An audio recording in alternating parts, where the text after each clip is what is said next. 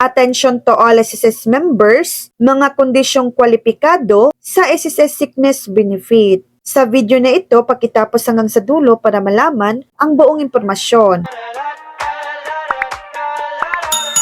Ang isang miyembro ay kwalipikadong makinabang sa benepisyong ito kung siya ay una, hindi makapagtrabaho dahil sa sakit o pinsala at nakakulong sa hospital o sa bahay nang hindi bababa sa 4 na araw. Pangalawa, nakapagbayad na ng hindi bababa sa 3 buwang kontribusyon sa loob ng 12 na buwang panahon bago ang semestre ng pagkakasakit o pinsala. Sa pagtukoy ng karapatan ng self-employed, voluntary member, OFW sa benepisyo, isa sa alang-alang lamang ng SSS ang mga kontribusyong nabayaran bago ang semestre ng contingency. Pangatlo, na ipaalam na sa employer kung may trabaho o sa SSS kung self-employed, voluntary member, OFW, na hiwalay sa trabaho ang tungkol sa kanyang pagkakasakit o pinsala. Pang-apat, nagamit na ang lahat ng kasalukuyang sick leave ng kumpanya na may bayad para sa kasalukuyang taon. Kung nagtatrabaho, maliban sa mga OFW na nakabase sa dagat.